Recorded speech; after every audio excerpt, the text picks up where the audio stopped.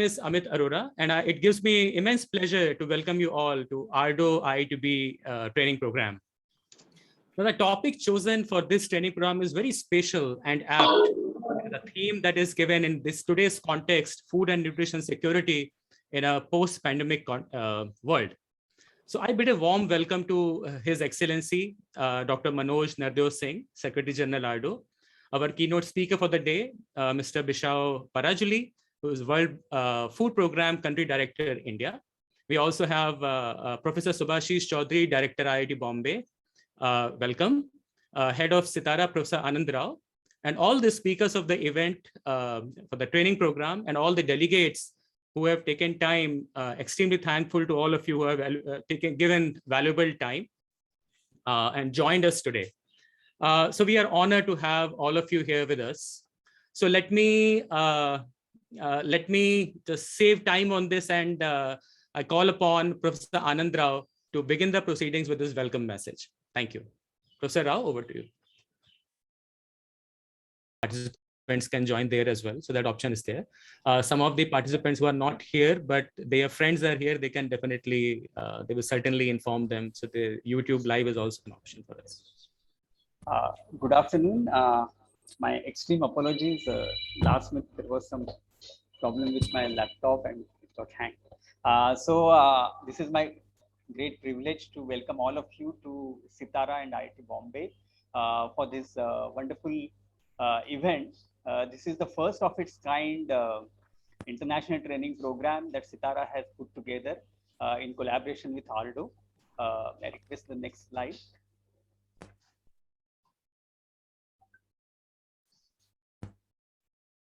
Go to my office and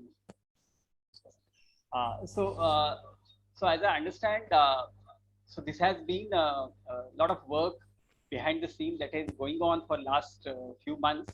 I remember the first meeting Sitara had with AARDO in March, and then the activities began, and today we are here where the first training program on a very important topic of food and nutrition, which is especially relevant in the post-pandemic era today, as we are hoping that we are coming to the close of this pandemic situation. And then, so we have good expertise in Sitara today who are dedicated to this field of food and nutrition.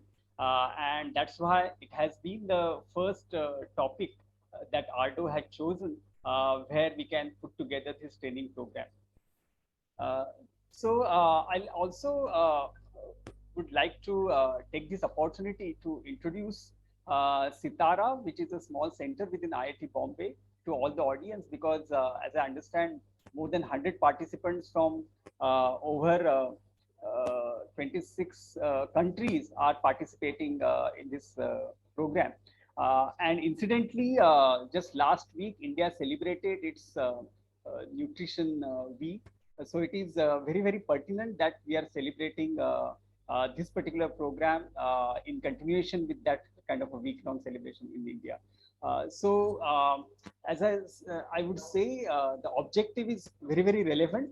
And then it is a very good beginning to explore the lot of potential in terms of collaborative opportunities among several countries that are represented here.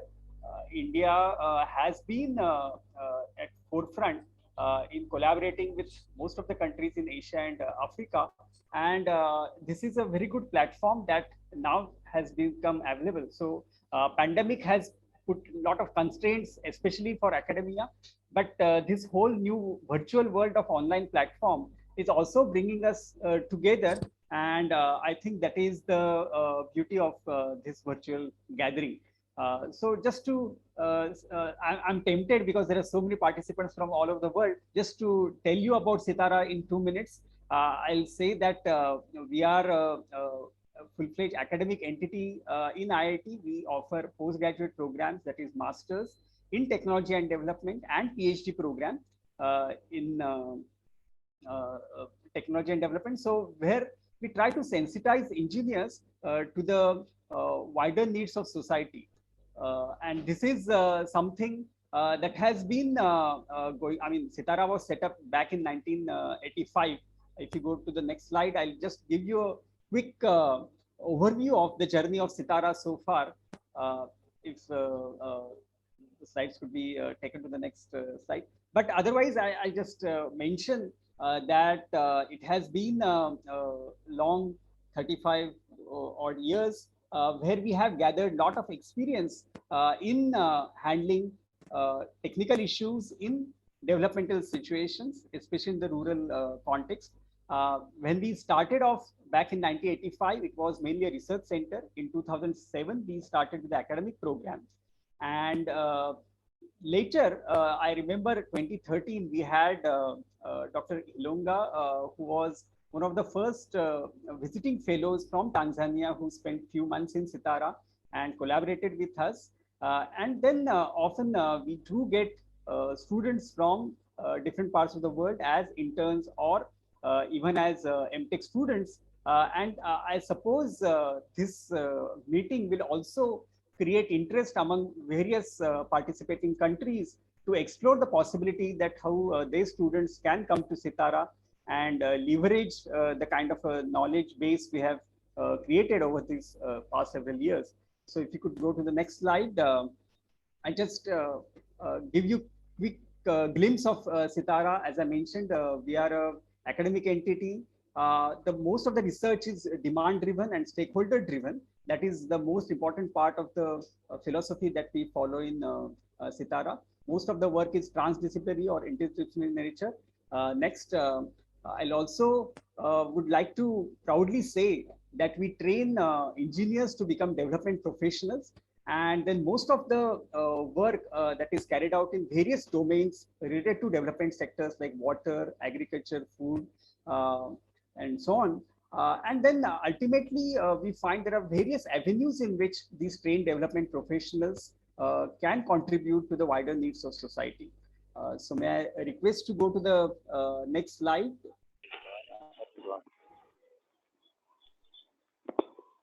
Probably, yes. So one of the important aspect of it, next slide, is that our program, all our students spend 9 weeks in a village, and that's how they get acquainted with the realities on the grassroots. So that is a very valuable experience, and I'm sure it contributes to the relevance of the work that is carried out in Sitara. May I request next slide? Yeah. So this is how the students understand the village dynamics and understand the resource, technology, and development linkages by working on the field. And then they familiarize with the rural setting, and that's why the research becomes more relevant. Finally, I would like to thank all the participating institutes, as well as all the people on the dais, who have been kind enough to support this program. And may I request Director Professor Subhashish Chaudhary to give his opening welcome remarks. Thank you. Thank you, Professor Anand Rao. Dr. Manoj Nardev Singh, Mr. Vishal Panjali. Then we have Professor Satish Agnihatri, other distinguished researchers and activists in this particular very specific area from all over the world, particularly all the African and Asian countries. It's a great honor for IIT Bombay, as well as my personal behalf, to have this hosting this particular event, the training program at IIT Bombay. So I warmly welcome all of you to this August program. See, it gives me great pleasure to be here in this inaugural session of this international web training on the issue of food and nutrition security in post-pandemic world. I must congratulate Sitara and AARDO for organizing this training for countries in the African and Asian regions, where the issues of food and nutrition security will be of particular concern in the days to come. It is not out of place to note that a couple of countries have already declared or warned of food emergencies in anticipation of the impending crisis. The Secretary General, AARDO, must be complimented for having taken this initiative to bring stakeholders from African and Asian countries to discuss challenges and explore potential opportunities to address food and nutritional security issues during the post-pandemic times. Since we are talking about pandemic, I think it may be interesting to go back the previous pandemic that we had in about 100 years ago, okay, which was like, in some sense, erased a large part of the population from all over the world, including in India. And the particular reason that I bring it today is that if you follow the economics of that particular pandemic, it turns out that after the pandemic was over, around 1920, it turned out the GDP, per capita GDP of almost most of the countries actually went up, okay? And that was very contradictory, because you feel that this is what actually was, something, because a lot of people have suffered. There have been so much of suffering all over the world. So many people died. In India itself, we had 10 to 15 million people died. No. So why did it happen? The reason was that, see, your agricultural, those days being mostly agrarian economy, it stayed, the output remained the more or less same, but the number of people who are actually, when you do the denominator, you divide by the total number of, the population. Since that shrunk by around 5 to 10%, so actually the per capita GDP went up by 5 to 10%. Now, this is, of course, have to be taken with a pinch of salt today, because it's no longer, most of the countries, it's no longer, that kind of thing happening, because even in India, we have roughly 20% of our GDP coming from the agricultural sector.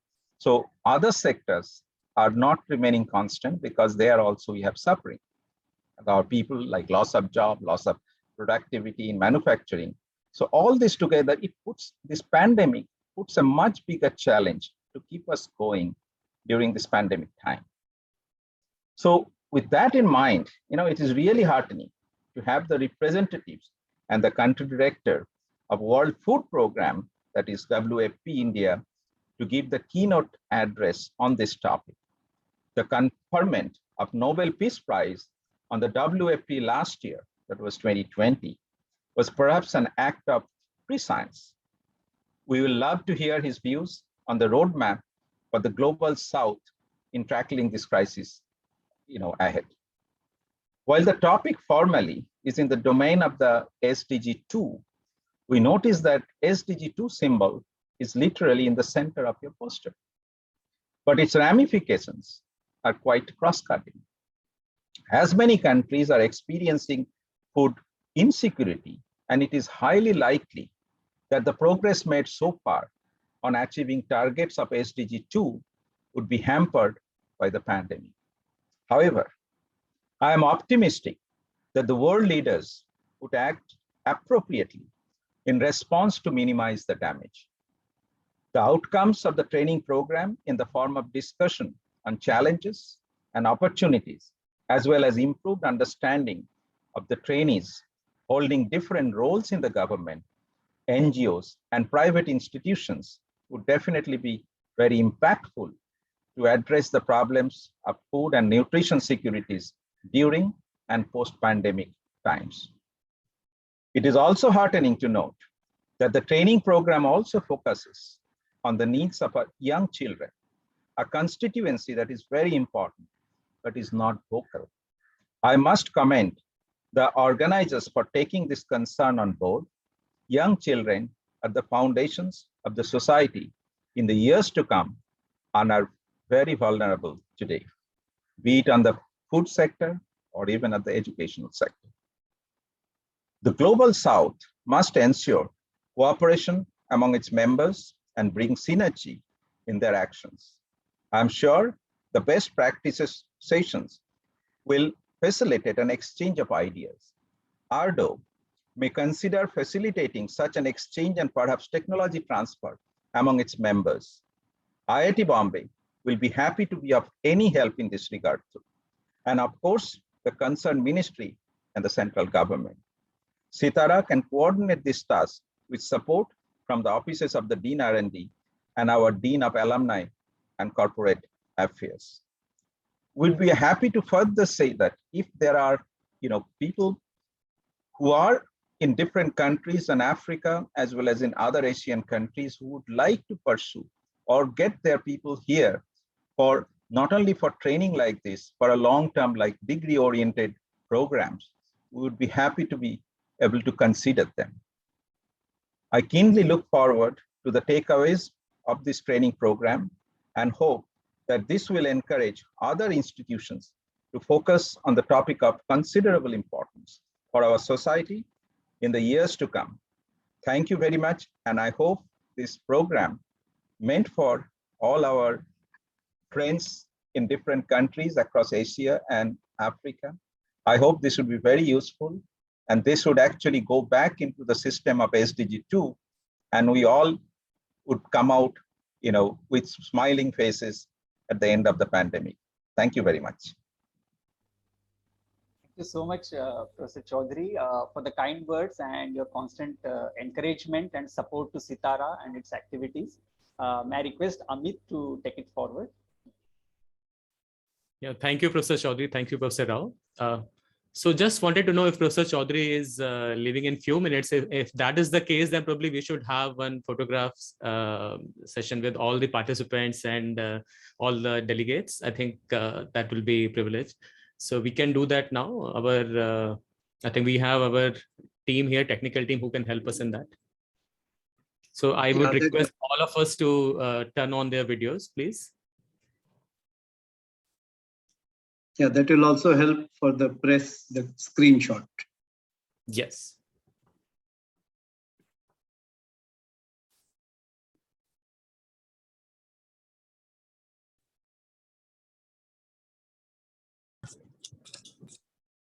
So Jayant or Ashish, you may kindly tell us if you are done. Yeah, without their instruction, we can't proceed. Yeah.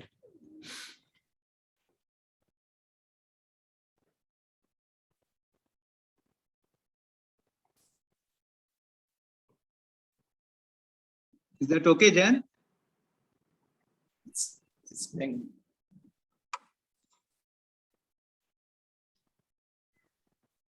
Okay, technical team, please smile and we can take a photograph. I think they have to capture several frames because there are so many participants. Okay. Yeah. You have almost 100 participants, so multiple frames. Yeah. Done? Okay. Yeah, I think they're done. Okay. Thank you very much. Thank you very much, everyone. Thank you. Sorry, I would have loved to stay back, but unfortunately, I have another meeting. So, yeah, hope all of you will enjoy this. Sure. Thank you. Thanks, No Professor. problem. Thanks Hope a lot. to see you some days in Delhi. So we'll move forward now with much honor. I would like to request His Excellency Dr. Manoj Nardev Singh, Secretary General AARDO, to share a few words with us. Let me give a quick, this is just for want of time, very quick profile bio of Dr. Nardev Singh. So prior to his appointment as a Secretary General, His Excellency served AARDO as Assistant Secretary General for a while. He has a vast area of experience working in various important positions with Government of Mauritius. To name a few, His Excellency was Secretary for Corporate Development, Ministry of Business, Enterprises and Cooperatives. I'm sure there are many things we can talk about. Amongst many roles he took up during his tenure in different forms, His Excellency has also been a member of Food Security Fund Evaluation Committee. So this is very, very interesting, and probably he can talk about that whenever he feels he gets time to do that. So with that, we request Dr. Nardev Singh, His Excellency, to come and share a few words with us. Thank you. Thank you, Professor Amit Arora, for this brief and good introduction. I'll say respected Professor Subhashi Chaudhary, Director of IIT Bombay, our learned Professor Anand Rao, Head of Sitara, esteemed Professor Satish Agnihotri of Sitara, Honorable Country Director, United Nations World Food Programme, Mr. Bishwas Tarajuli, who is going to be our keynote speaker. Dr. Rupali Kanalpur, Project Manager of RUTAG, all the distinguished IIT Bombay faculty members and eminent resource persons, Dr. Bera and colleagues from AARDO, my very dear participants, all of the protocols respected, I will say, ladies and gentlemen, a very good day to you all. On behalf of 31 governments of AARDO, it is an immense pleasure to solemnly extend a hearty and warm welcome to you all at this inaugural ceremony of our online international training program on an important topic, food and nutrition security in a post-pandemic world, jointly organized by AARDO and CITARA of IIT Bombay, which is one of the prestigious institutions par excellence in India. At the outset, I wish to express my sincere gratitude and profound thanks to Professor Subhashi Chowdhury, Director of IIT Bombay, and his whole dedicated professional team, Professor Rao Satish Agnihotri, Professor Dr. Rupali Kanal, for all kind support and cooperation in organizing this online training program impeccably for our participants.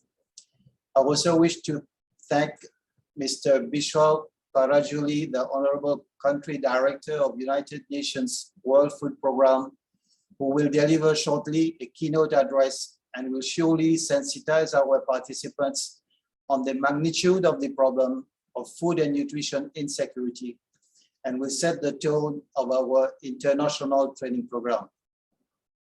Having with us more than 100 participants, precisely 105 registered participants from 29 other member countries and prospective member countries of Africa and Asia, it is really very, very encouraging and indeed a testimony of the importance of the theme of our program and the reputed eminence of IIT Bombay and CITARA.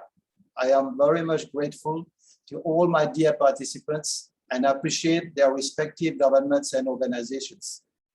We have with us high-level participants and delegations from Bangladesh, Burkina Faso, Egypt, Ethiopia, Gambia, Ghana, India, Jordan, Kenya, Malaysia, Mauritius, Morocco, Namibia, Nigeria, Pakistan, Oman, Sri Lanka, Sierra Leone, Sudan, Syria. It's a long list of countries, Taiwan, Tunisia, Yemen, Zambia, and equally from Cambodia and Tanzania. Ladies and gentlemen, AARDO is really overwhelmed to partner with IIT Bombay, which is one of the top ranking engineering institutes of India, where a platform of CITARA has been established to create synergy between science and technology and rural development. Ladies and gentlemen, AARDO is a rural-centric organization manifesting the spirit of South-South and triangular cooperation and also African and Asian solidarity. We operate from New Delhi with 6 regional offices located in Africa and Asia. With an experience of nearly 6 decades now, we enjoy observer status in many UN organizations and provide one of the best platforms for pooling of experiences, best practices, technologies, and innovative ideas, and sharing of information among member countries.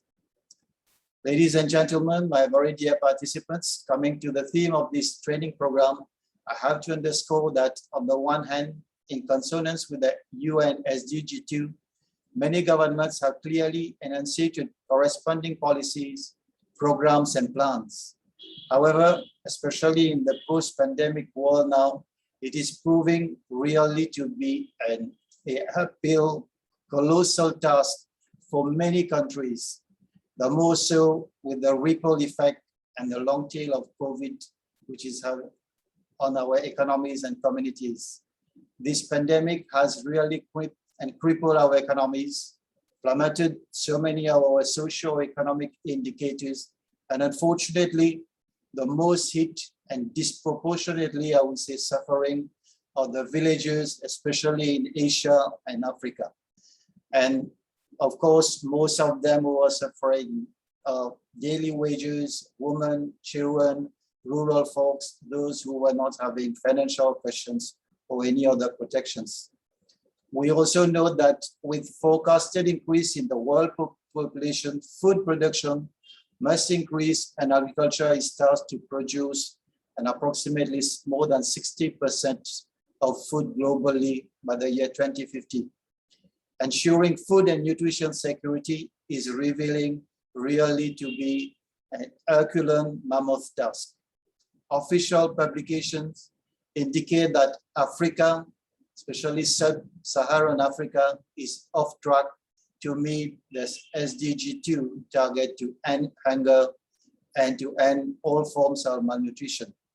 The number of hungry people on the continent stands at nearly 20% of the continent's population.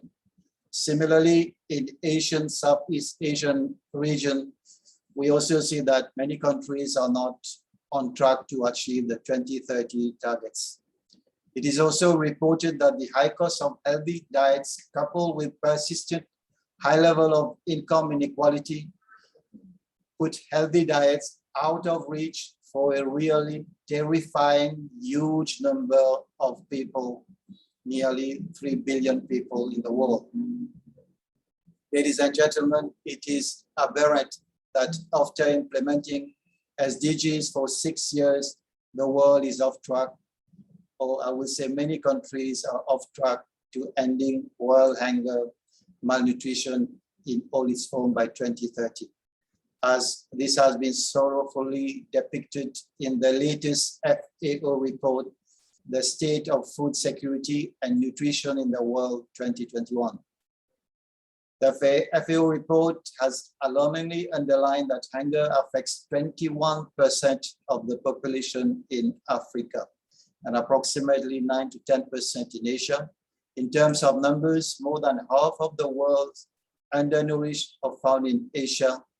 The figure given is 418 million, and more than 1/3 in Africa, 282 million. My dear participants, ladies and gentlemen, the cry of the day is to fix this conundrum urgently on a mission mode. And without science and technology, it would be practically impossible to guarantee food and nutrition security, to have adequate quantity and quality of food for all people at all times. The complex challenges to food security and nutrition call definitely for greater synergy and coherence in policy formulation and implementation across sectors through innovative, affordable, and adaptable technologies for scaling up climate resilience across food systems, strengthening resilience, intervening along the food supply chain, tackling poverty, structural inequalities, and even reviewing our foods and distribution systems. Dear participants, as you proceed with our program, the stalwarts and your personal deliberation will certainly analyze these issues, and you may further wish to ponder on how do we improve our agricultural and food systems? How do we re-engineer our primary production of food and non-food products? How do we review our food storage, post-harvest handling, transportation, distribution, marketing, and finally our even consumption patterns?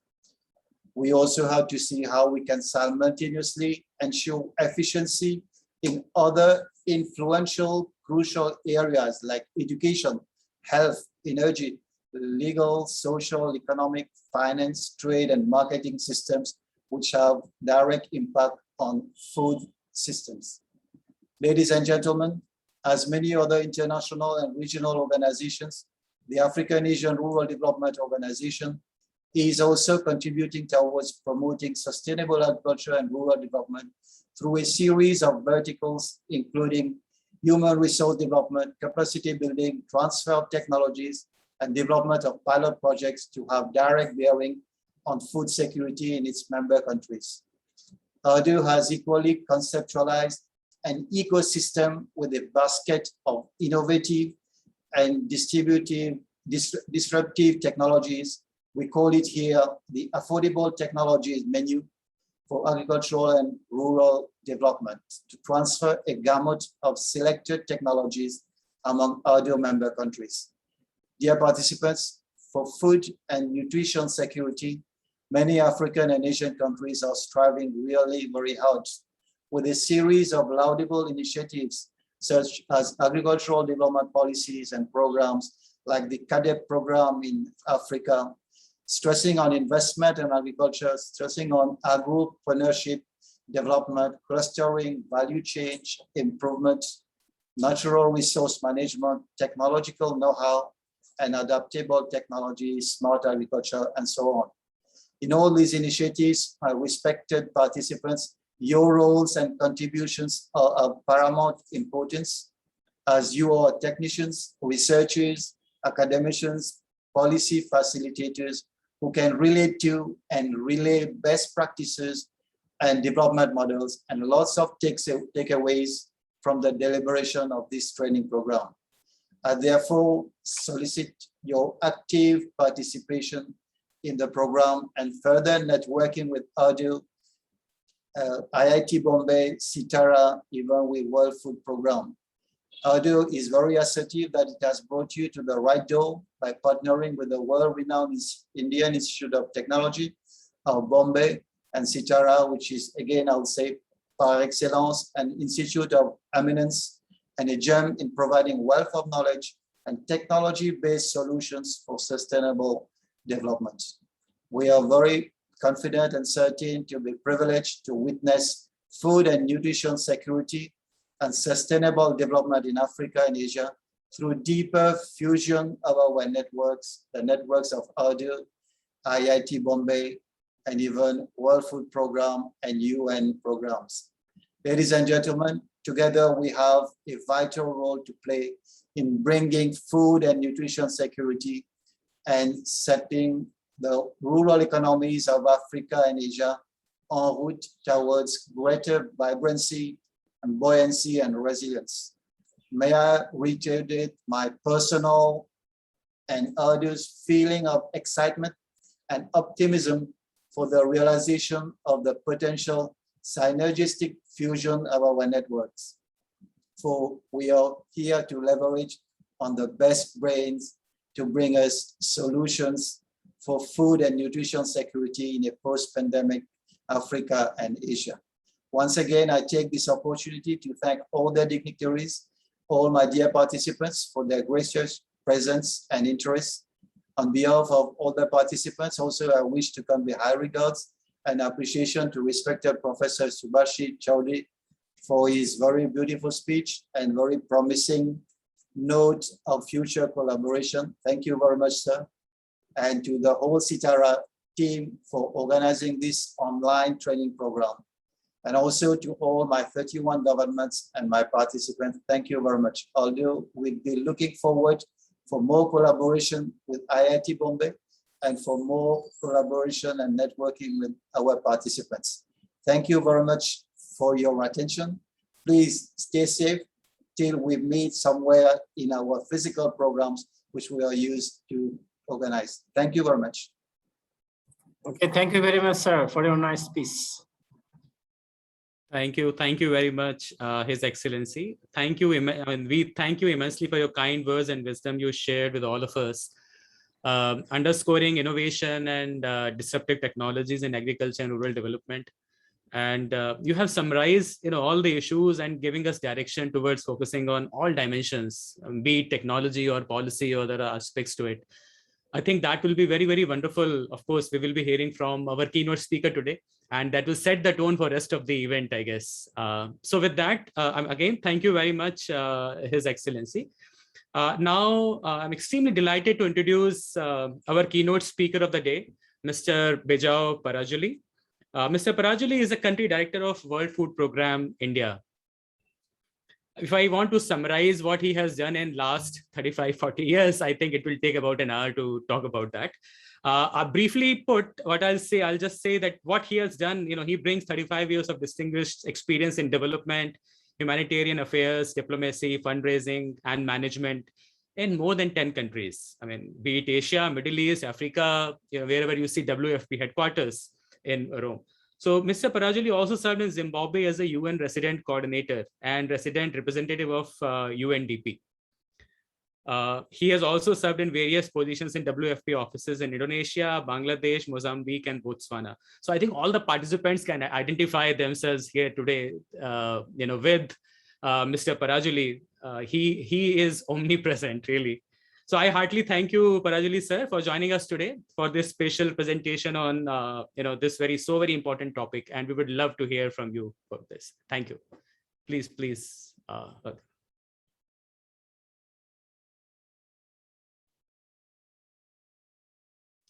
So we have trouble hearing you. We can't. I think you're not audible.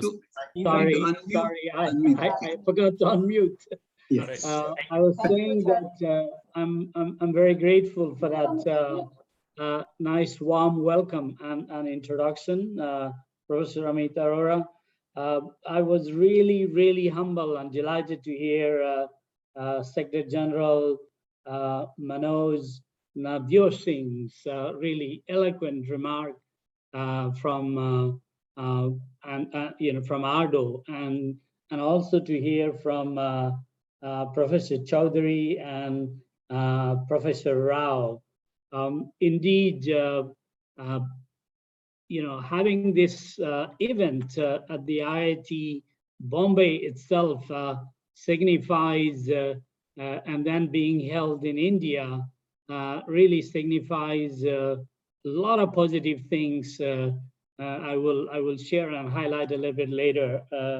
And indeed, also, just 2 days ago, we celebrated South-South Cooperation Day, and therefore this whole engagement of the South together to learn and work together and address this really a challenging issue is a very important step. And I want to really congratulate both AARDO and IIT Bombay for putting this package, and also I want to wish every participants who have joined really my best wishes and opportunity to exchange among each other and contribute to your country's progress and prosperity and achievement of sustainable development goal, and in particular eliminating hunger and malnutrition.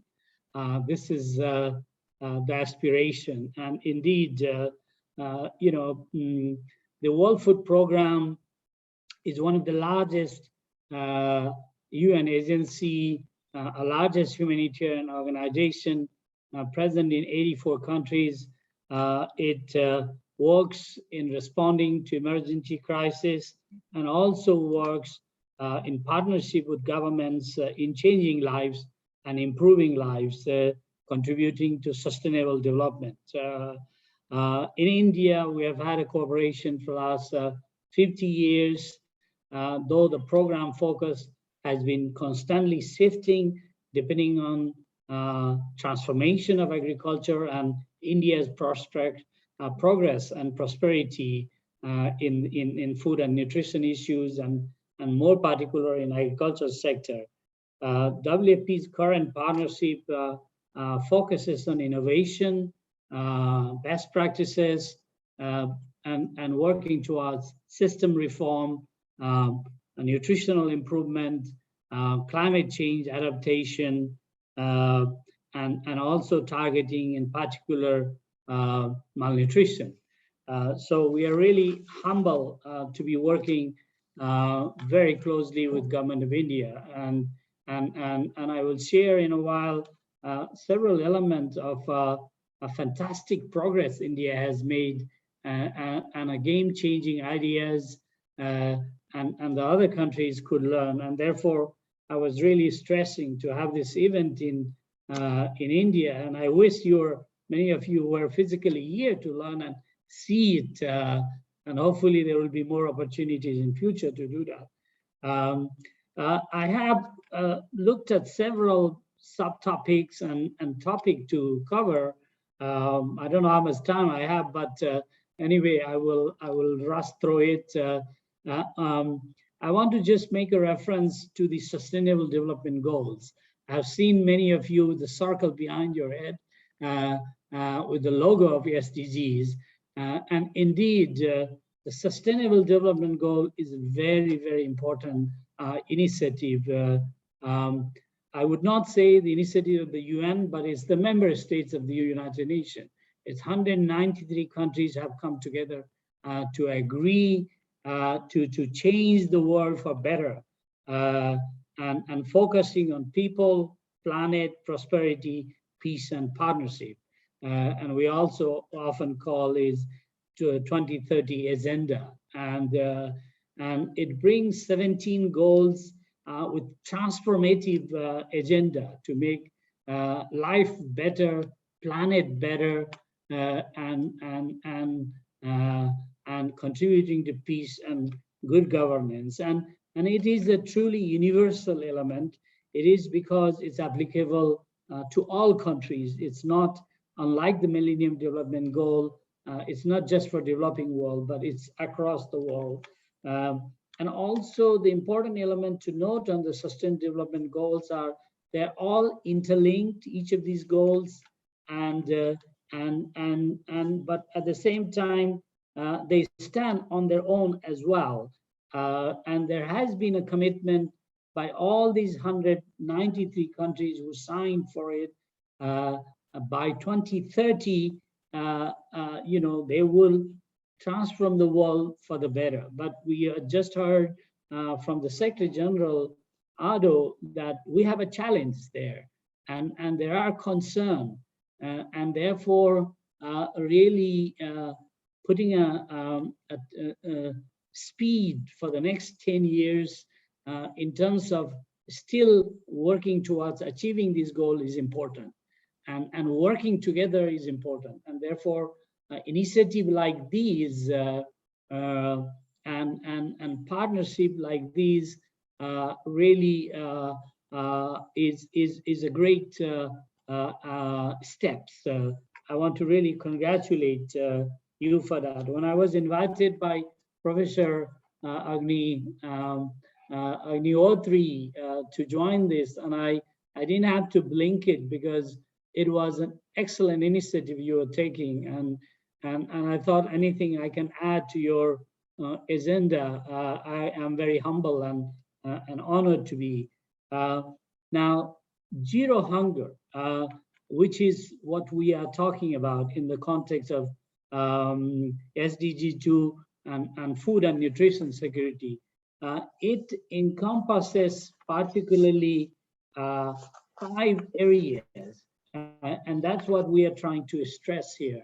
The first point in this context is by 2030, ending hunger and ensuring access by all people, in particular the poor and the people in vulnerable situations, including infant, to safe, nutritive, and sufficient food all year round.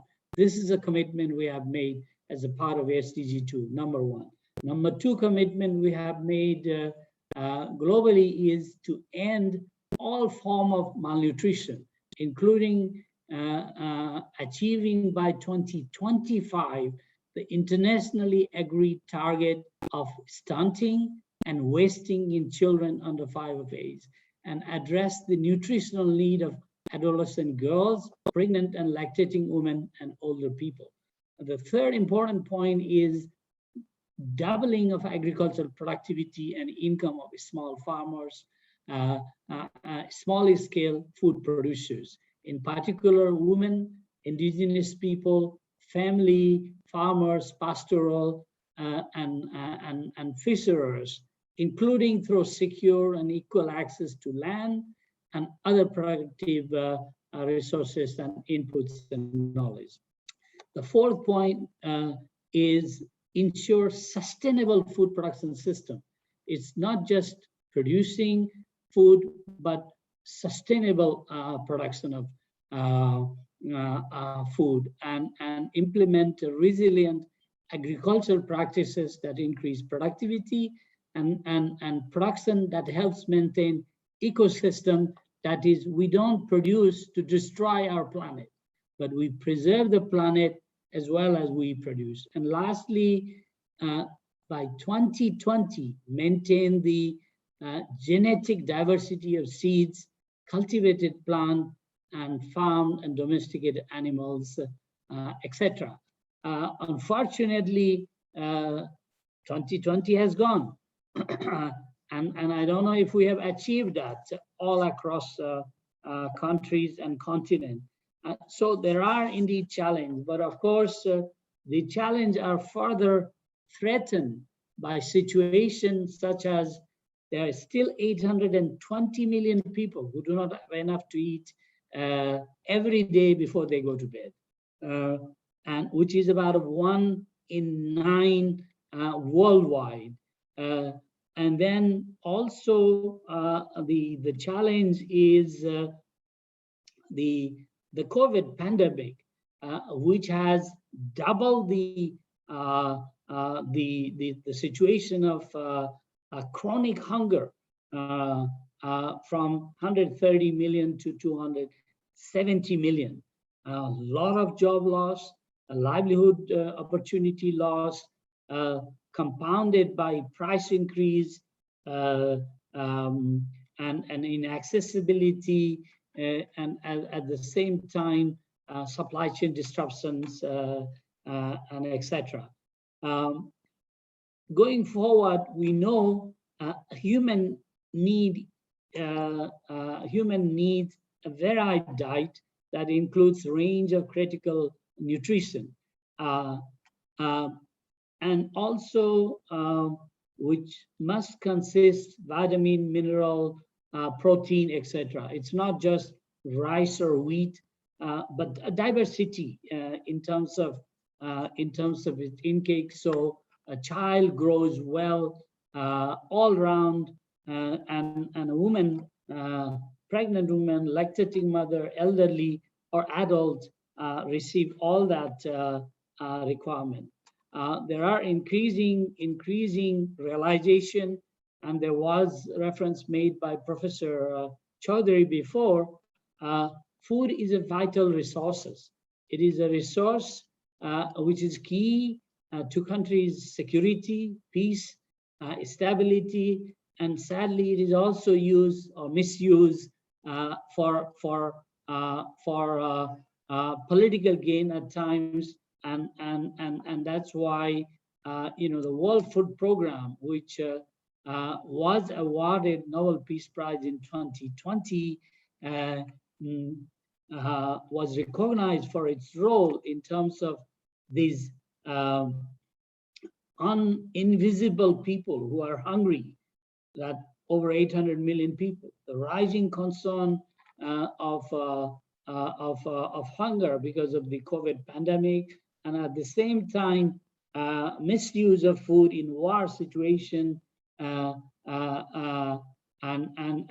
taking people hostage and keeping them hungry, and those concerns.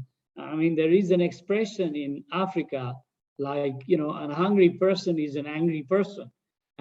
So indeed, food is an important element for peace and stability. And a lot of times, World Food Program negotiates with warring parties for access across, and making sure it is available, because at the end of the day, food is a basic right of a human being, and it is a fundamental right. It is a need for humanity. It is need for us to live on, and it is really important also for a basic human development, a country's progress and prosperity, and also looking at it from a broad sense. Enough availability of food doesn't translate into food security, because what is important to have food secure population or country situation is accessibility. People have the purchasing power, people have the opportunities to buy and consume adequate need of food at all time, the situation is accessible for everyone. Unfortunately, as I said, the COVID has threatened that situation and has given rise to lots of challenges in many countries and resulting in concern related to malnutrition and rising hunger. Now, the important element of food, adequate food, and its linkage to malnutrition is also quite evident. The science has proven that children's fundamental growth, brain growth, 80% takes place before the age of 2. And therefore, they really need adequate nutrition during their early age. And there is also realization that the children's growth and development depends on mothers eating the right and adequate food when she conceives that child, and then when she's nourishing that child, and then until the 2 years of age. So, of course, apart from the breastfeeding of the babies, supplementary food is an important part of the growth requirement for every child. And often we call it, first 1,000 days in the context of this, conceiving till 2 years of age. And economically, it's been proven that $1 invested in nutrition brings $15 in return. And there is often a concern being raised and shared that there is sometimes like 8% the economic growth is reduced because of this inadequate nutrition and human development. Of course, apart from food, there are other concerns which also challenges adequate nutrition, which is health, access to health, the concern related to diarrhea, those type of, fever, other things, and at the same time, sanitation, proper sanitation, availability of water. These are really also fundamental in terms of healthy growth and opportunities, and addressing concern of malnutrition. A lot of time, certain society, cultural norms also challenges access to adequate food and nutrition among women, and so therefore working with them on behavioral changes and working with families, educating them is also fundamental and important part of these efforts. It's often said that nutrition is a factor of 12 sustainable development goals, for example. It's linked to poverty, it's linked to education, it links to availability of food, adequate consumption, the issue of climate, the sanitation, the healthcare, and also issue of gender.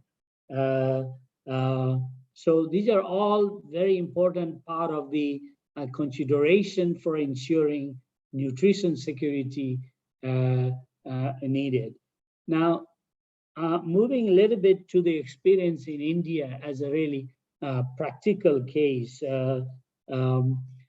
India in the last 30, 40 years has made tremendous progress in agricultural productivity. We're starting from 50 million tons around 60s. Now India produces 300 million tons of cereals. I mean, see the shift it has made in terms of progress. The Green Revolution contributed by, academic institutions, agricultural universities, universities like IITs, Bombay's, and research have played enormous role, and also many important policies and programs India has introduced, starting from finance to cooperatives and marketing and access to agricultural inputs, irrigation facilities, and so on and so forth, have made a excellent extension services. I went in 40 years back to an agricultural university in India, and I witnessed it that time in Punjab, the university producing new varieties of seeds, and farmers being flooded to go and buy it, the new seeds. And Ludhiana used to produce the highest yield of wheat in the whole world. So, it has not come easily because of that commitment and hard work of farmers, the right type of policy and program. There are numerous initiatives in India to bring to these changes in production or supply line. So therefore, India offers that opportunity of learning, and it's a continent also. It's like 1.4 billion people with 28 states and how many union territories, diversified climate zones, etc. But they are still being challenged, of course, to see how would be the situation in the next 20, 30, 40 years when the population grows, the climate change effects keeps on coming, and also the consumption grows. Maybe the cereal will not grow, but many other items would need doubling, fruits, vegetables, etc. And these are the concern and issue for the future for countries like India. And there is 1/3 of food is wasted and lost, for example. So how do we preserve that? How do we minimize use of water and make it a sustainable system going forward? But then India also, at the side by side with this increased production, also is looking after its population who do not produce or who are poor and who are hungry, with massive program like public distribution system, which covers and provides 5 kilo of cereals at a very concessional rate, wheat or rice, to nearly 800 million people. It has a school meal for hot meal in school for nearly 120 million students. It also has a program supporting providing take-home rations and learning to children under 5, mothers and pregnant women, along with various initiatives, in fact, even lauded by the Honorable Prime Minister himself, like Poshan Abhiyan. This week, as there was the reference about Nutrition Week, I addressed a number of sessions related to that earlier these weeks.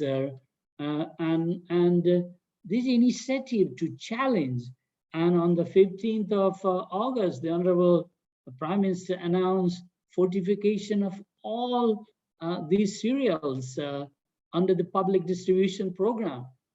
Massive initiative to address concern of malnutrition. In spite of all these efforts, there is still a challenge of, high challenge of stunting and wasting and anemia concern. So they are tackling upfront program like, improve sanitation and breastfeeding and other things as well. So hopefully with these efforts and also consistent monitoring of the Sustainable Development Goal, the NITI Aayog monitors at each state level the SDG, all 17 indicators, who is performing at what level, and therefore prioritizing and pushing the agenda in terms of addressing that challenge.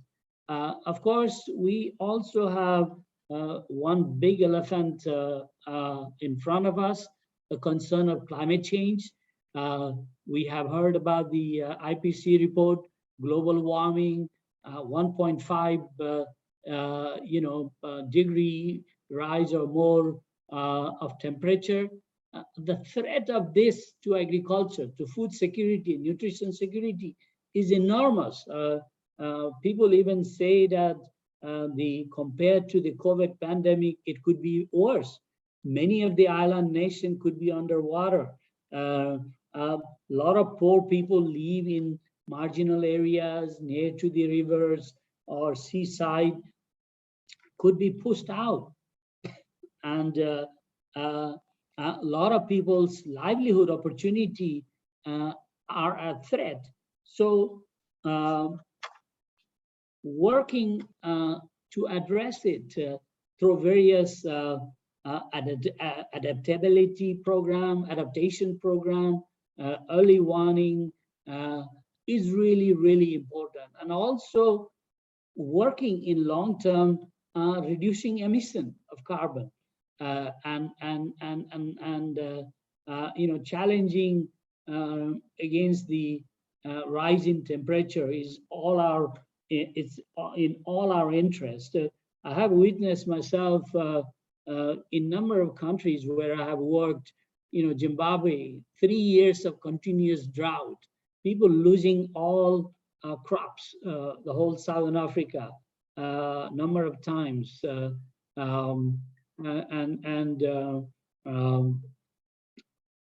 Afghanistan, apart from the conflict and concern, huge drought happening. Myanmar, 2008, huge concern of cyclone killing 130,000 people.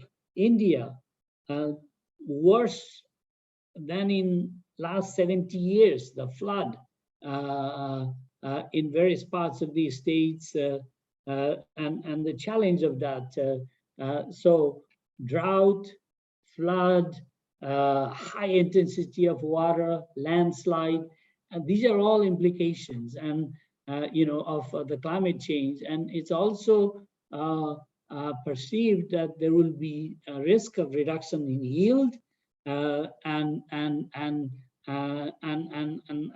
many of those concerns related. So therefore, diversification in livelihood, adaptation to new varieties of crops, and preparedness towards climate change is really important thing. So last few things, 6 points I want to leave behind going forward, a way forward in terms of addressing nutrition and food security. Obviously, the first point, as I said, is sustainable farming, adaptation to climate change, and preparedness is really fundamental, and we all need to work on that.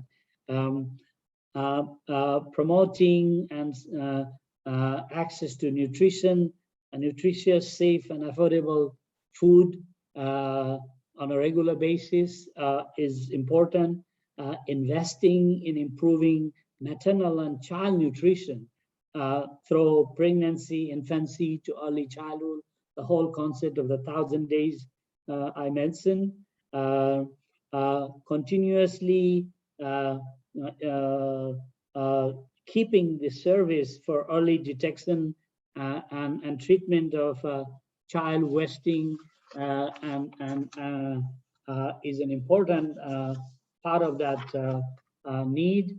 Also maintaining the provision of nutritious and safe school meals for the vulnerable population, vulnerable children, and also expanding social protection to safeguard access to nutrition, diet, and essential service at the local level. Just for your example, in India, during this COVID, under the current public distribution program, they had a doubling of the food ration and additional pulses under Pradhan Mantri Garib Kalyan Yojana, covering nearly 800 million people. And at the state level, making flexibility and really reaching out to everyone to make sure that nobody goes hungry. This is really important in situations like these natural calamities. The states must protect and support its citizens because at the end of the day, they are the guardian. And then final point is continue to ensure related support services to low-income families with basic health, sanitation, and income support program, either cash transfer or voucher program, etc. So thank you very much for this opportunity to make this note for me. I'm very delighted and I'm honored to be here and brings a great memory for me when I read Egypt, Bangladesh, or many other countries I'm witnessing participating. So namaste and thank you very much. Thank you, sir. Thank you, sir. From Bangladesh. Thank you, sir. Thank you. So thank you very much, Mr. Parajuli, for amazing keynote address. I think it certainly sets the tone for the training program for next 10 days. Our gratitude for your insights given to us. I mean, what I got stuck to some of the things that you mentioned today, your one-liners like, hungry person is an angry person. This is something that's going to stick with me for long, I'm sure. And then food is an important source of peace. So I think these are very, even though these are one-liners, but they are carrying so much of, depth in their messages. And so, so what I would do, I may not be the right person to do justice to your so very important speech. I would invite Professor Agnihotri, who is the right person to give concluding remarks and probably get some insights from your speech. Thank you very much once again. And I invite Professor Agnihotri for concluding remarks. Thank you very much, Amit. And I must thank Subisho Parajuli, because he was the first person whom I approached and I requested him to give the keynote address. And as he said, he didn't take, I received the reply so quickly that I was quite surprised. He later told me that I have touched a very important topic which concerns the global South. And honestly, I had not looked at it from the lens of the global South. And as I said, I would also thank the Secretary General of AARDO for this initiative. It reminds me of the Nobel laureate Professor Amartya Sen, who had worked on famine. And he had talked about famine as a result not of food availability decline, but food access decline. So this fad and fed, these two viewpoints, I think there's a very famous paper of his in World Food Policy 1984. And what Mr. Parajuli said again brought that thing to the fore, that is not just by production alone, but how you create the access. So maybe this is, one Nobel Prize winning institution acknowledging the concept which another Nobel laureate had brought in. Having said that, I would also, I would appreciate this fact that Mr. Parajuli didn't confine himself just to food security. In fact, initially when we looked at this whole issue, we were talking of food security. And we realized that in the pandemic era and in the aftermath of the pandemic, the dietary diversity, particularly of mothers and children, is going to go for a toss. And unless we address this now, I think we might be missing the bus. So thank you for reminding us. And you would also see that our session plan actually doesn't focus on just food.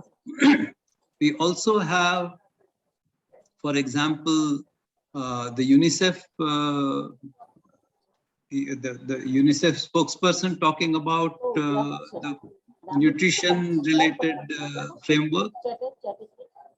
We are also looking at how to take this pedagogy to people. So we are also inviting our professor who will be talking about this young child feeding practices and breastfeeding tutorials and how to take them directly to the mother. We are also bringing in policy perspectives, and you will be seeing probably on the penultimate day that it is the policies which matter. So we are trying to give a mix. Mr. Parajuli also mentioned about, and the Secretary General also mentioned about this being done virtually, and someday we will do it physically. But I think it is important to take stock of the best practices that are available. So the 4th day of this training program is devoted to that, where we have a lot to learn from each other. I mean, the keynote speaker talked about the convergence between 2 or 3 sectors being very difficult. We have example here from Bangladesh where 22 departments have converged to tackle child malnutrition, and Bangladesh has an impressive record. So one of the things that we have done is all country participants, we have requested them to share their best practices, so that we'll also be showcasing them apart from what we are doing. Indian Institute of Technology being a technology institute, it is certainly we will be giving examples of technologies which have worked and which will have relevance to the global south. And we expect probably AARDO to do this task of maybe becoming a technology transfer hub. So we look forward to that kind of a exercise. World Food Program, the country representative giving a keynote address is the most apt thing, because we are now looking at the danger that is facing us, and it is not a coincidence that a couple of countries have already declared or started talking about food emergencies. So in the days to come, I think we will be having a crisis to tackle. And I think that is something which, if the member countries are sensitized to, I think that is something which will be, we will consider it worth our while to take this exercise forward. I'll not take much time. I would request Professor Amit Arora to take the matter forward in terms of introduction of the speakers, but let me also forewarn all of you that since you have come to this training program of an academic institution, we are all professors, so we have this habit of giving you literature to read. Thankfully, we will not be giving you assignments, but every country will have an assignment, and the last day, they will be making a presentation. So while the inaugural session and the keynote address is fine, we will probably be switching over to a classroom attendance and AARDO, a classroom environment. And AARDO also forewarns me that, like true teachers, will have to take attendance of everybody. So I think there will be a lot of operational announcements which my colleague Professor Amit Arora will be making, Professor Parmeshwar will be making. I must thank, I think this is there's something which I owe. I must thank AARDO. I must thank Secretary General's initiative. I must thank Mr. Parajuli, WFP country representative, for being with us, because that sends a proper signal. Our director has been very supportive, and Professor Anand Rao, our head, had, in fact, the first time when we discussed with AARDO, he said, why not take this whole issue of food and nutrition forward? My colleagues, my student volunteers, and other teams which have worked to make this whole thing a success. This is just the initial round of thanks, giving them thanks. We'll have more occasions and more sessions to do that. I hope you enjoy these sessions that we have, and feel free to give your remarks. And we will look at this as a beginning of a partnership and not the end of the partnership. So we look forward to more collaboration through AARDO, through the concerned ministries. And in due course, probably with WFP also, we will take up some kind of a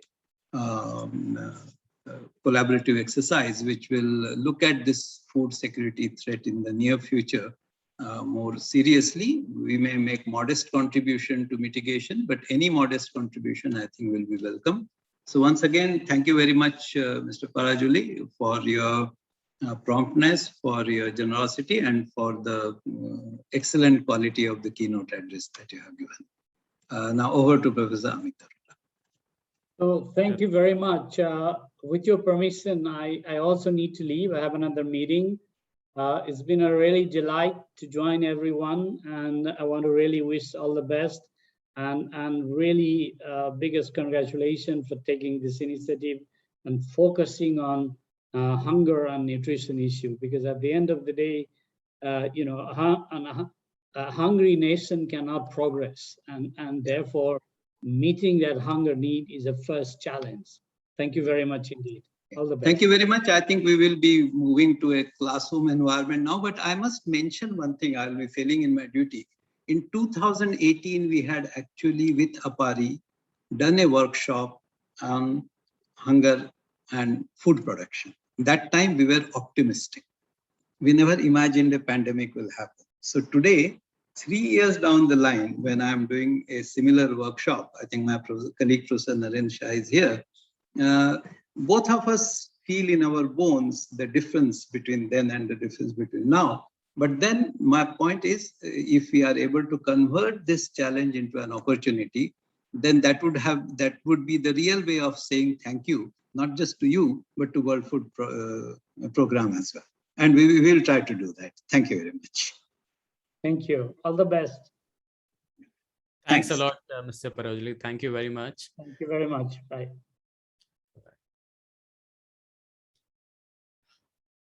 Okay.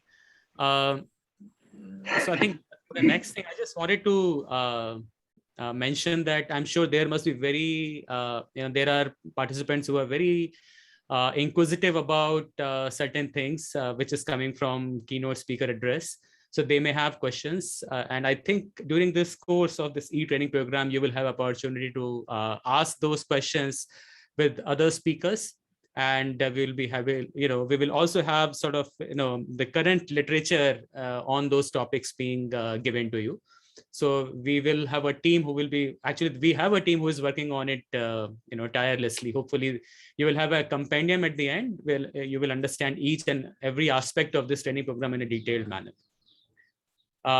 So with that, I think that closes keynote address and concluding remarks. So a couple of more things we would like to mention, which are really important. We haven't got chance yet to talk about our participants. Okay, so it would be lovely to hear from our participants about them, but it has to be really, really short because we have a couple of more things to talk about after participants' introduction happens. So maybe I think I can leave it to our technical team. Jayant can do the honors. Okay, am I audible? Yes. Okay. So all the participants are requested to speak for 30 to 45 seconds in 2-3 lines about their names and country they belong to, their agency and institution name, and the couple of lines about their institutions. So starting first with Bangladesh. So someone can come and introduce themselves. Yes, very good afternoon, sir. This is Abdullah Al Mamun. You can call me Mamun. I have been working here as the director of Bangladesh Academy for Rural Development. In short, this is called BARD. And my basic degree is nutrition. And I did my bachelor degree and of course the master degree from Dhaka University on nutrition. And then I did another degree from the Philippines, MS degree. And after that, I did postgraduate diploma from the Netherlands. So I have been working here as the Director of Community Health and Nutrition Division of Bangladesh Academy for Rural Development, which is called BARD. So I am very much pleased to hear all those speakers. And I think it will be very good for us to have this type of nice course. And I'll be very happy, and because we have to share our ideas to our participants for the training course, and your idea enrich me to conduct our training course, as well as to conduct research and of course the project activities. So thank you very much for adding me as a participant of this very prestigious international training course. Thank you very much. Thank you, AARDO, and thank you, Bombay Institute of Technology. Thank you, sir. Thank you. Thank you, you. Thank you very much. Jayant, can I make one suggestion? Yes, sir. What always happens is we bring in countries alphabetically or even states alphabetically. So it is always those who ending up with QRST and particularly XYZ, they feel most frustrated. So my request will be, we toggle. So after we go from the ABCD side, and we also go from the ZYX side as well. So I think you can do that exercise. So. May I also add one more point? I think that would be more useful. Realizing that all participant countries would like to share a little bit more, which is difficult to do in 30 to 40 seconds. So what we can do, we can do 50% of participants introduction today, and rest can be done tomorrow, so that everybody will have a little bit more time to talk about their themselves and their agencies and institutions. Yeah, in that case, Professor Amit, I think let me suggest one thing. Let Jayant get one person from each country. So we do a one country round, then second round and third round. So and in the days to come, we will give participants individually a time to speak about them and their work. So no one should feel that there wasn't adequate opportunity to hear. So Jayant, am I clear in the instruction? You call countries in that toggle order, as I said, one person from one country. So once a round is over and we have time, then we go to round 2 and round 3 and round 4 and so on and so forth. Thank you. Yeah, so that's clear. Thank you so much, sir. So next is Zambia. Anyone from Zambia? Yes, please. Good afternoon, everyone. Thank you so much for this opportunity. My name is Eva Nambe Kaonga. I'm from the University of Zambia, and my specialty is in aquaculture and agricultural sciences. Thank you so much. Thank you, ma'am. Now, Burkina Faso. Anyone from Burkina Faso?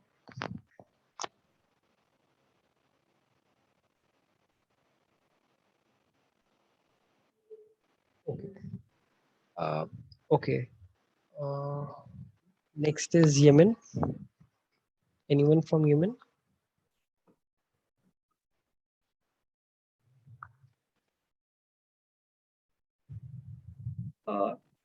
Sir, I think that some of the participants are attending from YouTube only because they are having some bandwidth issue. So they are attending from that one. Huh?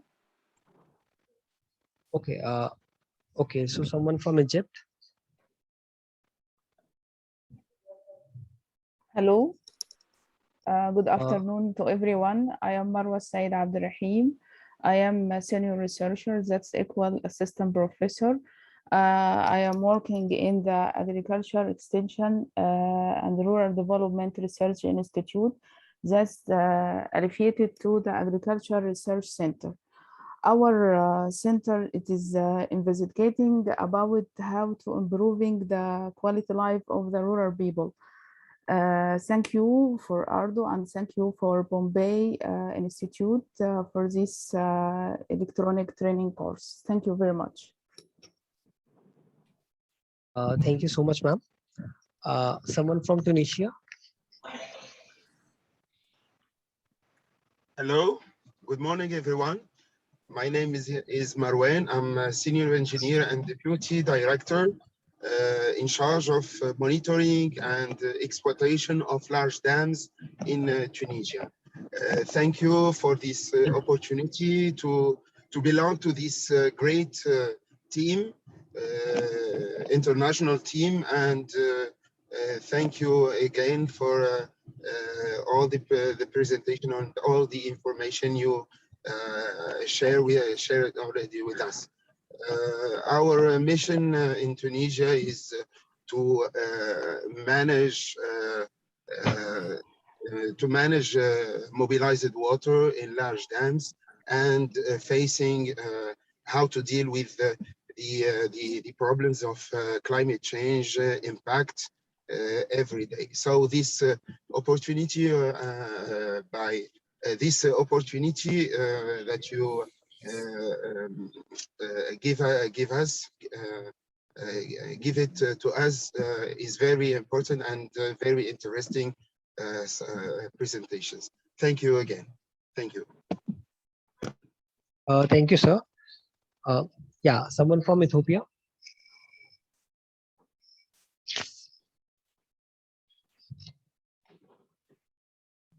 Anyone from Ethiopia?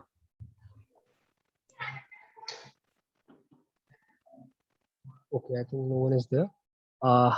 Taiwan. Hello. Yes, sir. Sorry, sir. From Ethiopia. You can continue. Hello.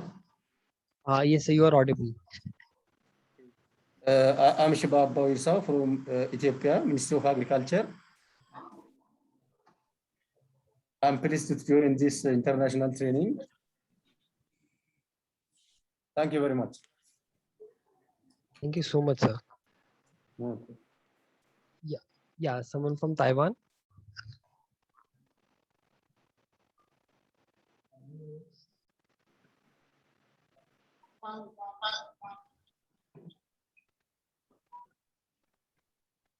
Someone from Taiwan can speak up. Mr. Wang, your mic is mute.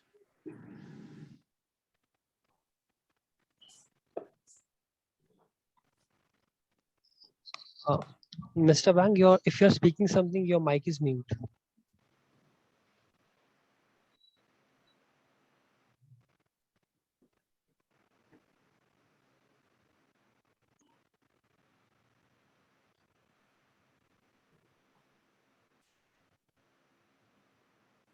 I think he's facing technical difficulty. Like we can come on him later. So someone from Gambia.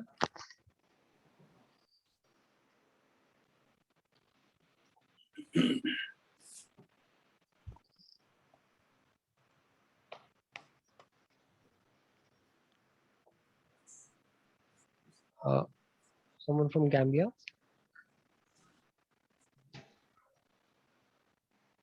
Okay. Yeah, from Syria. Anyone would like to introduce themselves? Yes. Can you hear me? Yes, sir, you are audible. Yes, I'm Dr. Muhammad Al-Hushan. Please, can you hear me?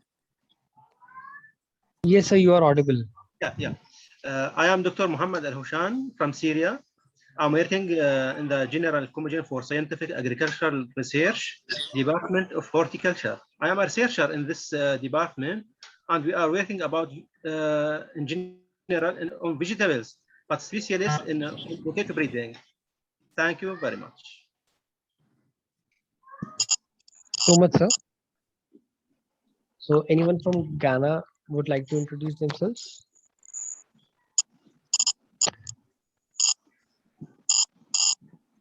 Anyone from Ghana? Yeah, hi, good morning. This is Kafayat from Ghana. I'm with the Policy Planning, Monitoring and Evaluation Unit. I'm happy to be here. Thank you. Thank you so much, ma'am. Sudan. Hello. Yes, we can hear you. Nemat, we can hear you. Please speak. Yeah. Good afternoon, everybody. Thank you, AARDO. I'm Nemat from Sudan. Dr. Nemat Muhammad from Sudan Research Center. Really, this is very informative presentations, and we hope that we can benefit. We are focusing on the food security through fisheries production in Sudan. So thank you. This training course will help us more to develop our aim and goals. Thank you very much. Thank you so much, ma'am. Now, any representative from India? Yeah, hi, good afternoon, good morning, and good evening to all of you, depending on wherever you are from. So this is Arshad Paul. I am working as a post-harvest specialist with World Vegetable Center, and I am based at South Asia Regional Office, which is located at ICRISAT campus in Hyderabad. So about my organization, World Vegetable Center, it's an international non-for-profit research and development organization which is working on the vegetables. Our headquarters is in Taiwan, and we have offices for East and South Asia. We have office in Bangkok. For South and Central Asia, we have office here in Hyderabad, India. For Eastern and Southern Africa, we have offices in Arusha and Tanzania. For West and Central Africa dry regions, we have office in Bamako, Mali, and for Western and Central Africa coastal regions, we have offices in Cotonou, Benin. So that is it, and I would like to thank AARDO as well as IIT Mumbai for giving us the opportunity to attend this very important training program. So thank you so much. Okay, thank you so much, sir. My country is Sierra Leone. You have Jump X, and my country is Sierra Leone, called Sierra Leone. Sir, please mute your mic. Okay. So any other representative from Tanzania?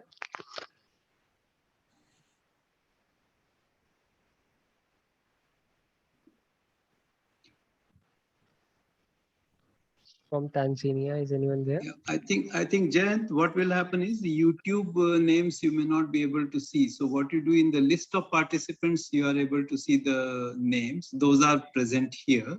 So you could probably request them individually. So I think Mr. Wang, if your mic is working, you can introduce yourself from Taiwan. Yeah.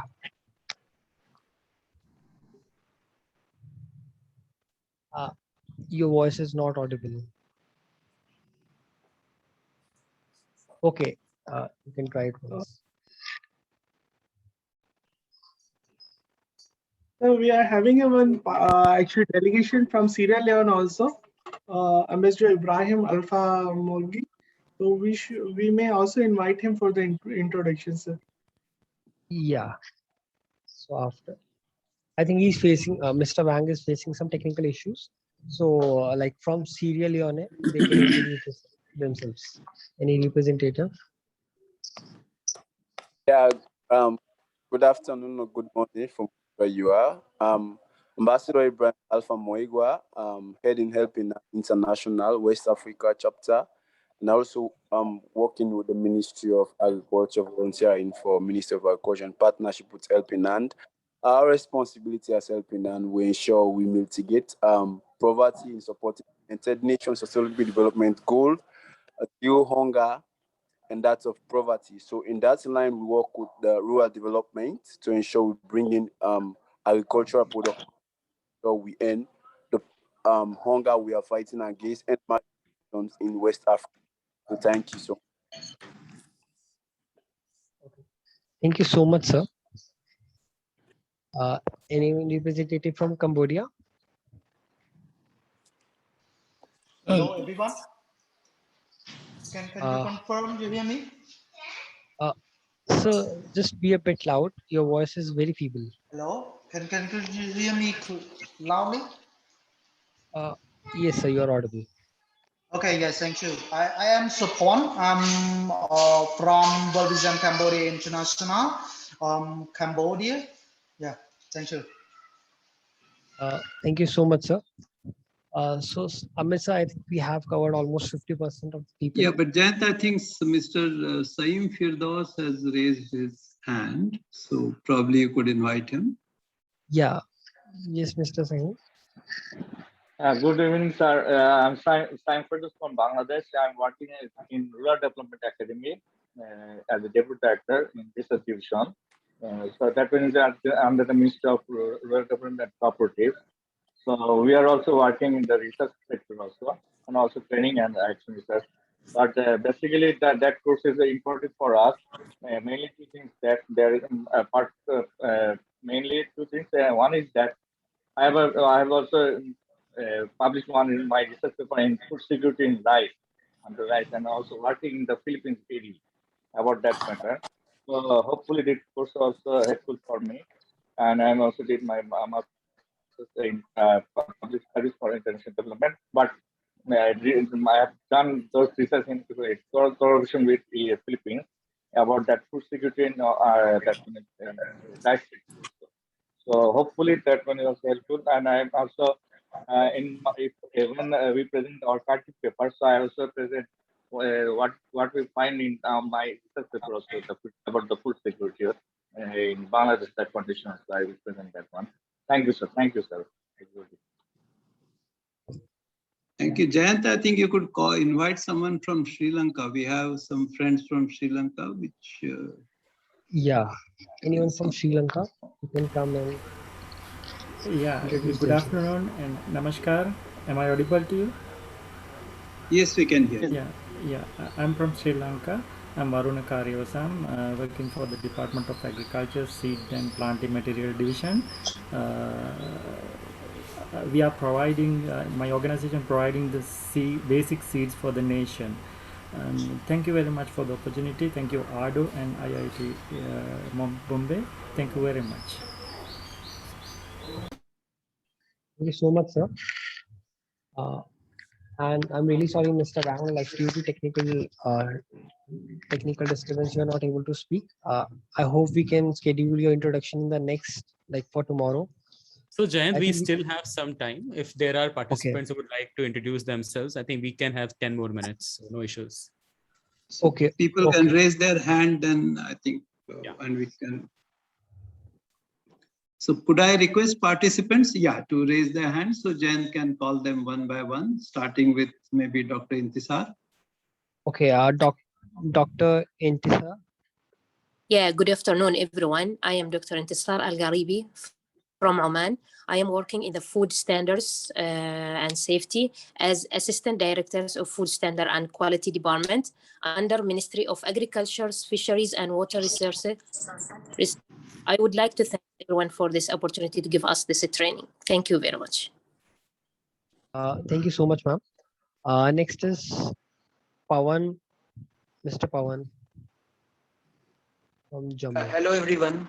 I am Mr. Pawan. I am working in Sher Kashmir University of Agriculture Sciences and Technology of Jammu, Kashmir, India. And my university is working for development and promotion of varieties, for example, biofortified varieties, so that the food and nutritional requirements of the farmers and farm families can be ensured. So I'm working in the extension system of the university, who is actually promoting and taking the technologies developed at to the fields at the farmers' fields. So thank you very much, the IIT Bombay, for selecting me for this training program. Thank you so much, sir. Next is Hafsat, Mr. Hafsat from Nigeria. Good day, everyone. My name is Dr. Hafsat Yoda from Nigeria. I work with the D8 Health and Social Protection Program. D8 is an organization representing Bangladesh, Egypt, Nigeria, Indonesia, Iran, Malaysia, Pakistan, and Turkey. I'm happy to be in this training. Thank you. Thank you so much, ma'am, for your introduction. Next is Al Muqaddim. Sorry if I pronounced wrongly. Al-Muqaddim, Yaslin Al-Muqaddim from Syria. I'm an associate researcher at the General Commission for Scientific Agricultural Researches, Department of Socio-Economic Researches.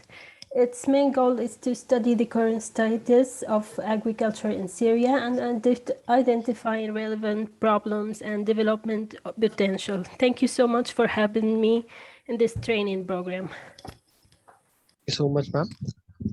Next is Brenda Ramaswamy. Yes, good afternoon, everyone. Sorry, I'm just trying to stop my video. Yes, so good afternoon, and very glad to be part of this international training session. So I'm Dr. Brenda Ramaswamy from the University of Mauritius, more specifically from the Faculty of Agriculture and the Department of Agricultural Production and Systems. So we are the only, let's say, tertiary institution offering agriculture at that level. And we have a number of research projects which aim at addressing food and nutrition security issues. So very glad to be again part of this session, and also to be able to contribute and also participate in all the different sessions. Thank you very much. Thanks a lot, ma'am. Next is Sarmin Sabita. Hello, hi, good evening to all. Hello, my name is Sabita Sarmin from Malaysia. I'm working as a research officer in Mardi, Malaysia Agriculture Research and Development Institution. Our focus is on research and development of the food, agriculture, and agro-based technology. Thank you for having this good. Thank you so much, ma'am. Professor Ahmed, are we left with some time, or we can continue with the introductions?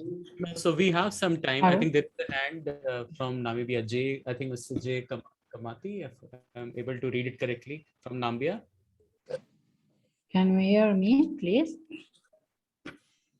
Yeah, so we have time. Yes, go ahead, please.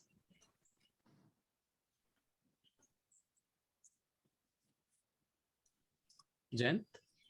Okay, so Mr. Kiran. Yeah. Hello, everyone. This is Dr. Kiran Jalim. I'm from National Institute of Rural Development, Government of India. We come under Ministry of Rural Development. We are the apex training institute in the nation into this business for the past 60 years. And we impart training on every rural development aspect in our nation. We collaborate with ITEC countries, AARDO. We work closely in training programs. As a faculty, we impart training in NIRDPR Hyderabad. Thank you so much, Thank sir. you very much. And we look forward to learn, learn as much as possible in this training. Thanks for giving us the opportunity. And we look forward for a meaningful interaction in this training, sir. Thank you very much. Sure, sir. Thank you so much, sir. Next is Muhammad Abu Bakar from Nigeria.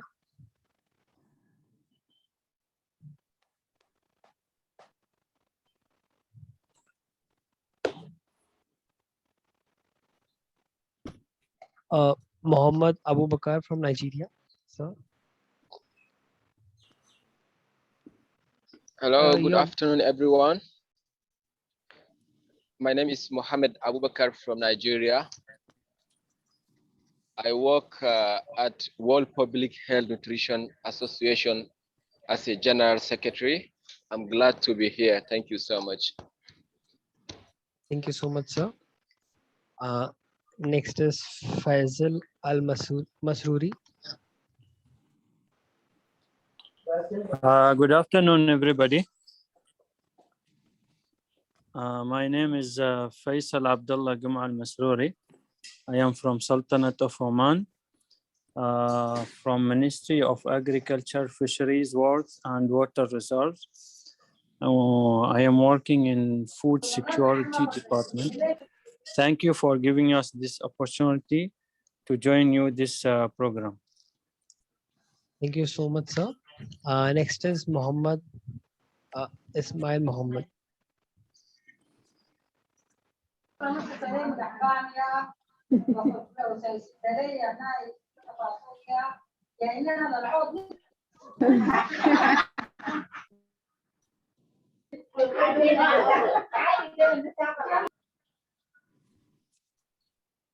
I have muted it, yeah.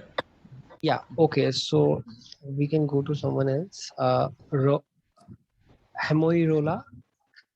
Hello, everybody. I'm Dr. Rula Hamwi, from Syria. I'm researcher in General Commission for Scientific Agricultural Research in Syria. Thank you for AARDO and thank you for this interesting training. And thank you so much. Thank you so much, ma'am. Next is Al-Hazri Nasir. Yes, how are you, everyone? My name is Nasser Al-Hajri. I work in the Ministry of Agriculture, Fisheries and Water Resources. I work in the Department of Food Security Department. Thank you, everyone, for having this course. Thank you very much. Okay, thank you so much, sir. So anyone from Taiwan, like Mr. Bang, if your mic is working, you can introduce yourselves. No, it's not working. It's going to Okay, be maybe tomorrow. tomorrow we can start, do it. Yeah. So Jayant, I saw one person, one delegate is showing his hand up like this from Namibia, I think.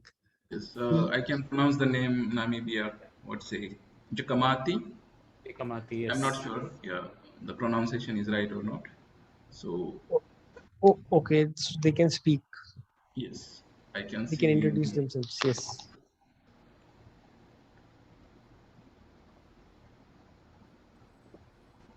Darp. Ma'am, your hand is up. Yeah. Okay, good morning. I am Aisha Labo. I am joining from the Gambia. I work as a senior agricultural officer, the Ministry of Agriculture, the Gambia. It's a pleasure to be part of this team. Thank you for having me. Thank you so much, ma'am. Next is Amal's iPhone. Sir, please can you rename yourself? Yeah. Good afternoon, everybody. I am Amal Isa from Oman. I am working at Food Safety and Quality Center under Ministry of Agriculture and Fisheries Resource. I'm glad to join this online course. Thank you, everybody, and thank you for AARDO. Thank you. So much, ma'am.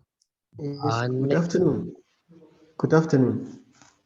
Yeah, good afternoon. Please speak, Mr. Jakamati from Namibia. Yeah. Yes, good afternoon. My name is Josiah Gamati from Namibia. I work for the Ohangwena Regional Council that is under the Ministry of Rural and Development. At the central point of the communities, specialized in community development. So it's very nice to work with you. Thank you. Good afternoon. Good afternoon. Good afternoon, sir. Yeah. I am Dr. Muhammad Masoud. Hello? Yes, sir, you are audible. You I can could hear introduce you. yourself. Yeah. I am from Egypt. I'm Dr. Muhammad Masoud, a professor of human nutrition and the executive manager of Food Security Information Center in Agriculture Research Center.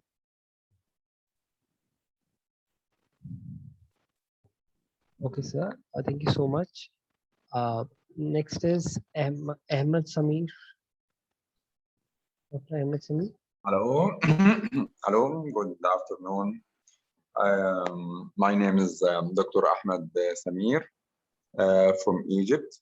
I work in Central Laboratory for Aquaculture Research Center, Agriculture Research Center. I want to thank you for AARDO and all participants to join me in this program. Thank you for everything. Thank you for the management. Thank you. Thank you so much, sir. So I think there's one last hand is there. Uzoma. Please introduce yourself. Hello. Yes, my name is Mokuri Uzoma from Nigeria, and I work with the Federal Ministry of Agriculture and Rural Development. And my core area is agricultural extension and rural development. So I'm happy to be part of this meeting. I hope to learn more from this and contribute in developing my country and in helping the world come out of food scarcity. And I hope I'm going to learn a lot from this. I wish to learn a lot, and I will hope for the best. Thank you very much. Thank you so much, sir. So we have heard all the interested representatives who wanted to speak. Now, over to Amit, sir. Thank you, Jen. There may be more participants who would like to introduce themselves. What we could do, we can give them opportunity to talk about them, introduce themselves in following days. So that will happen surely. If there is anybody who would like to do it, I mean, we can probably take a couple of more if there are, and then we will switch to our next agenda item.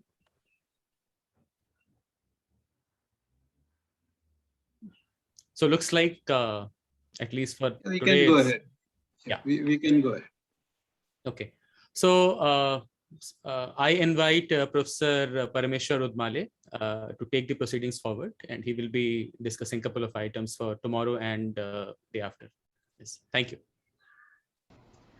Thank you, Professor Amit. Yeah, it was wonderful introduction of participants and trainees here. We could see a lot of country backgrounds here with different perspectives.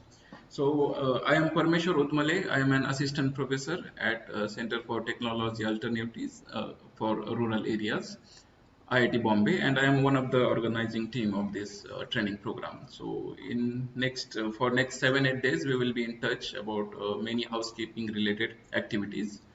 And to facilitate the easy exchange of materials, whatever we will be distributing through this program, we have created one Padlet account.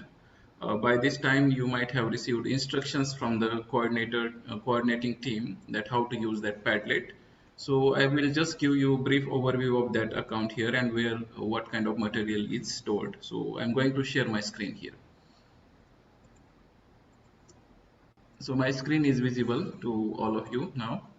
And this is the Padlet account. Some folders are accessible to participants and some are not. So for this purpose, we are creating this 5 folders mainly: program schedule, PowerPoint, and then poster will be in these folders from the participants, and then a related literature or material which could be added into this folder. So I have one request to all the participants here. Please do not upload any material by yourself to these folders. You are free to download contents of these folders and view it, but you are not allowed to upload the contents directly here. For that purpose, you must send your materials to coordinating team.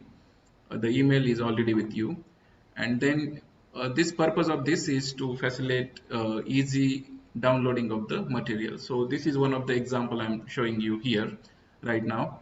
So I guess this program schedule is visible now. Is it? I'm sharing the another tab. Yes, it is. Yeah. So for example, here, if some of you want to know about the training program schedule, then you can simply go here and download this file, or you can visualize it here. So detailed session plans are given here. For example, today's it was inaugural message by different delegates, and tomorrow these different sessions will be starting for 2 hours each. So you could go there and browse it.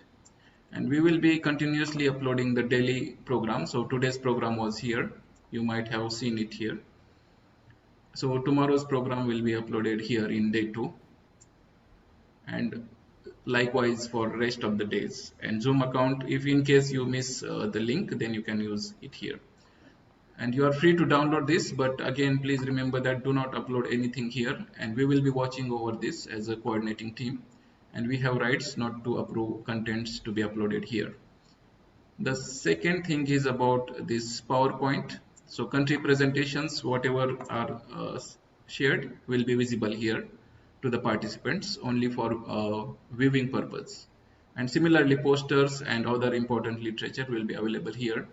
And the rest of the instructions about this one will be posted soon maybe today evening, and then we will use this platform for communication.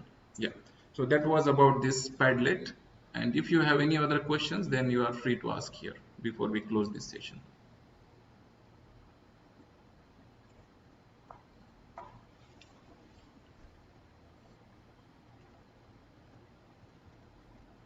The idea behind introducing you to the Padlet package is that it's very easy, comfortable to use. So you will also find out this in your working schedule and in conferences, etc., which if you organize, that will also be useful. So this was the idea.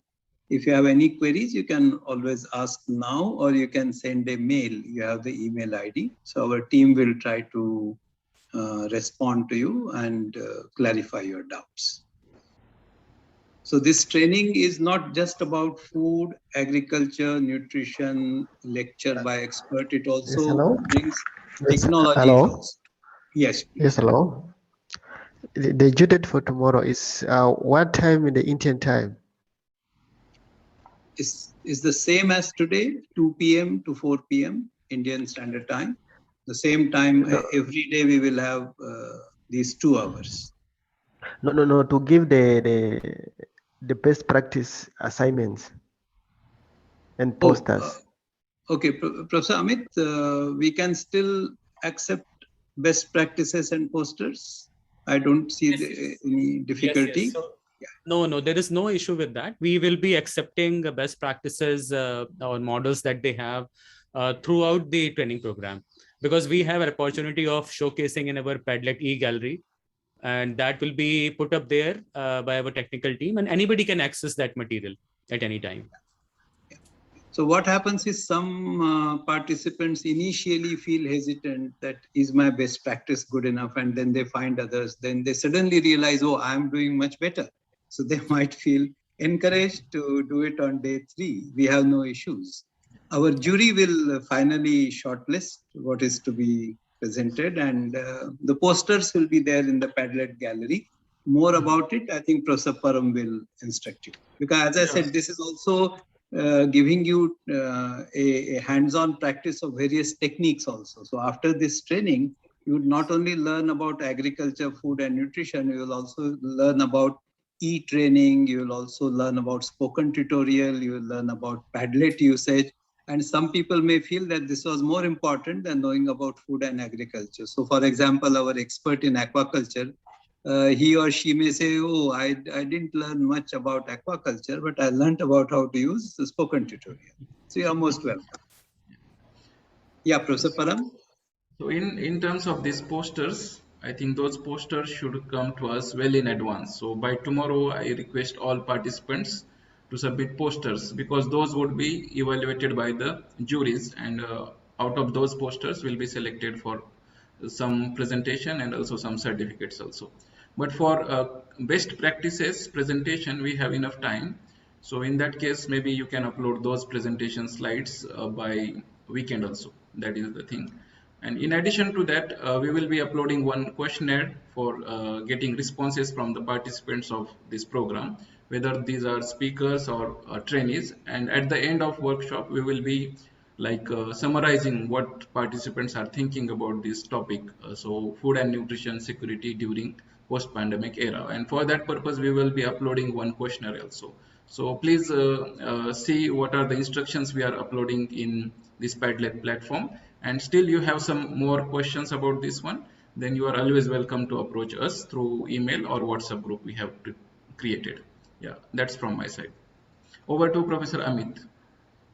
Yeah, I just want to re-emphasize one point. Some of you may be new to Padlet. It is not something that you may have seen before, and you may be wondering how to use it.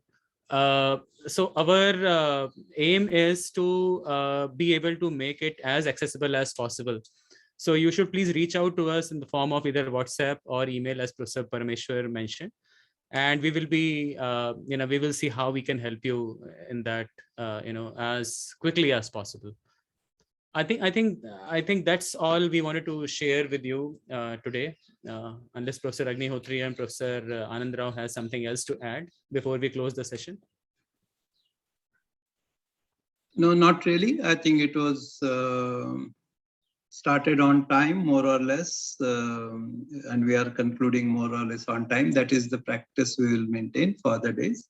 As I mentioned, the idea is not just to give you kind of theoretical inputs, also give you some of the hands-on practices and opportunity to learn from each other. So treat it as a good platform where you can enrich yourself. As academics, our attempt will also always be to help you with that. And as I said, we will be giving you a lot of reading material, but that is not to be read immediately within 8 days. This will be reference material with you. And we will announce in a day or two, we will encourage individual countries, participants to form a team. And on the last valedictory day, we will want each country to make a short 4 to 5 slide presentation on what was their takeaway and how they see the roadmap for their country in tackling the food and nutrition security issues. So that's about all from my side. If Professor Anand Rao, our head, has any observations, he could. Yeah. Nothing in particular, but so after the initial glitch, my laptop is back in shape. Just wanted to check it out. So thank you so much for the smooth running of this program. I know Professor Agnihotri, Professor Amit, and Professor Parmeshwar, along with the team of volunteers and staff members, including Dr. Rupali. They have worked hard over the last several weeks to put the very interesting program together. I'm sure all the participants will enrich themselves by going through these sessions over the next 8 to 10 days. And I look forward to, I mean, this is just the beginning, and this is our first collaborative effort with AARDO on a very important subject. And when this basic need about food security, probably we try to tackle through this program. And then we can think about the subsequent stages in terms of the Maslow's triangle, and then try to deal with further topics of mutual interest, where we can have similar platforms, where we can come together again. And I also believe, I mean, of course, IIT Bombay and Sitara are leading this training program. But each of your institutions and the partner organizations, you have a lot of knowledge and wisdom to share as well. So we look forward to have this as a collaborative platform where we can have a lot of mutual exchange and horizontal transfer of best practices and learnings, so that everyone doesn't have to reinvent the wheel, and then we can build upon each other's help to achieve our common goal that is stated through the SDGs. So I think this is a very good beginning of a new era, as we say, post-pandemic, how we are going to tackle a lot of challenges. So let us move in that direction. And without any further delay, because we have already shot over the stated time of 4 p.m., we look forward to see all of you tomorrow again at 2 p.m. Indian time. Thank you very much. Yeah, thanks a lot. Thanks a lot, Professor Anand Rao. So with this exciting note, I think let's call it a day, and let's meet at 2 o'clock Indian Standard Time. Thank you very much. Thanks, everyone. Thank you, everybody. Bye. Bye. Thank you very much. Bye. Have a nice day. Bye bye. Thank you so much. Thank you. Thanks for everything. Thank you, sir. Thank you. Thank you very much. Thank you. Thank you. Thank you. Thank you. Thank you.